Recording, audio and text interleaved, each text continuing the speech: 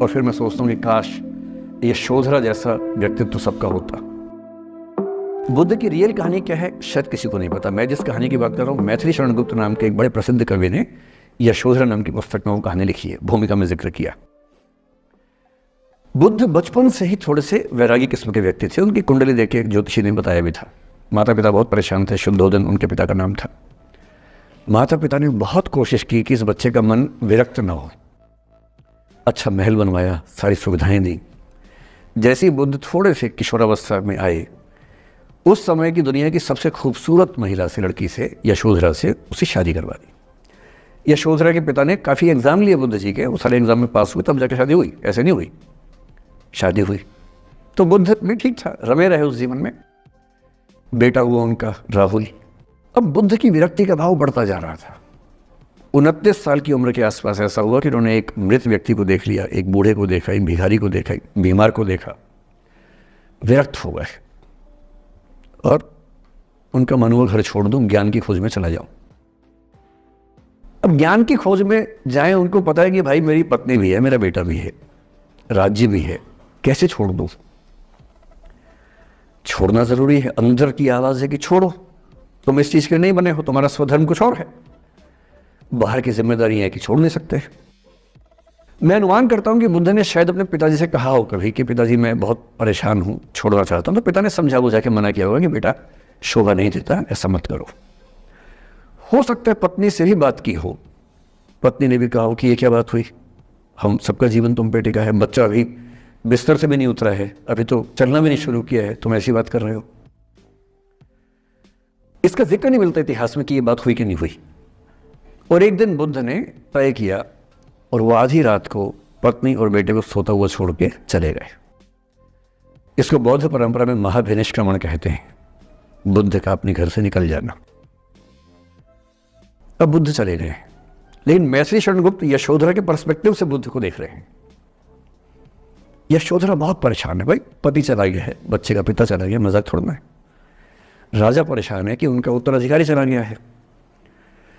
यशोधरा इतनी परेशान है, बहुत लंबे समय तक छंद आते रहते हैं कि वो कितनी बेचैन है, कितनी परेशान है। लेकिन यशोधरा की सबसे बड़ी परेशानी इस बात से नहीं कि बुद्ध चले गए, इस बात से है कि बिना बताए चले गए, भरोसा नहीं किया।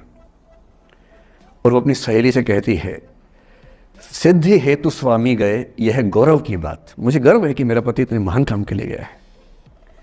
सिद्धि हेतु स्वामी गए, यह गौरव की बात, पर चोरी चोरी गए, यही बड़ा व्याघात। सखी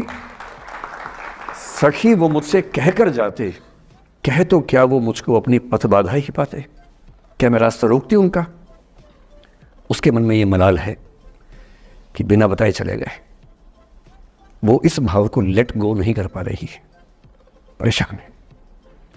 फिर बुद्ध को ज्ञान मिला 6 साल की तपस्या के बाद, बोधगया में बोधि वृक्ष के नीचे ज्ञान मिला। बात फैल गई। जो 5 शिष्य बुद्ध को छोड़ के भाग गए थे उनके बुरे वक्त में, उन्हीं 5 को बुद्ध ने सबसे पहले ज्ञान दिया सारनाथ में, जिसको धर्म चक्र प्रवर्तन कहते हैं। बुद्ध की ख्याति बढ़ने लगी।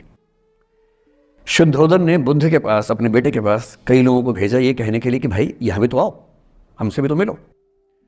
बुद्ध का ऐसा प्रताप था कि जो उनके पास जाता वो बुद्धम शरणम गच्छामि हो जाता, वापस ही नहीं आता।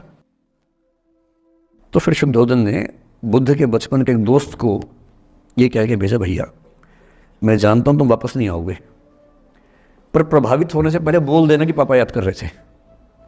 तो वो गया, उससे वायदा निभाया, हो तो गया, बुद्ध के संग में दीक्षित हो गया, पर वायदा निभा दिया। तो बुद्ध ने कहा जरूर जाऊंगा, पिताजी की आगे तो जाऊंगा ही जाऊंगा। बुद्ध पहुंचे अपने कपिल वस्तु, जो अपना इलाका था, वहां पहुंचे। पूरे कपिल वस्तु में, नेपाल सिद्धार्थ नगर से नेपाल जाएंगे तो नेपाल बॉर्डर पे कपिल वस्तु है। मैं देखने गया था वो जगह जहां बुद्ध पैदा हुए थे, बड़ा सुंदर स्थान है, आप भी जाके देखेगा भी। तो बुद्ध पहुंचे रात को, एक धर्मशाला में रुके। अब वहां हल्ला मच गया कि राजा का बेटा धर्मशाला में।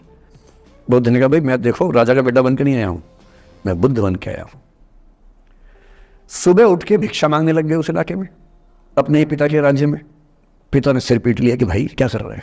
फिर बुद्ध ने सूचना भिजवाई कि मैं बुद्ध हूँ, बेटा हूँ संयोग से, ठीक है मैं आ रहा हूँ मिलने के लिए, पर मैं बुद्ध होके आया हूँ, मेरी चर्या है, नियम है, मैं भिक्षा से ही जीवन जीता हूँ अपना।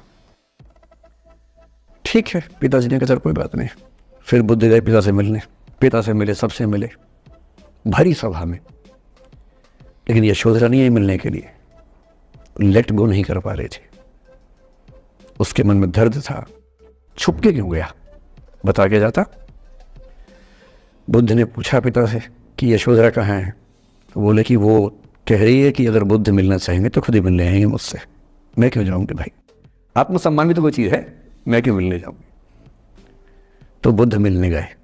सोचिए कमरे में यशोधरा बैठी है, राहुल साथ में। अब राहुल थोड़ा सा बड़ा हो गया है, 6-7 साल का है। बुद्ध गए हैं।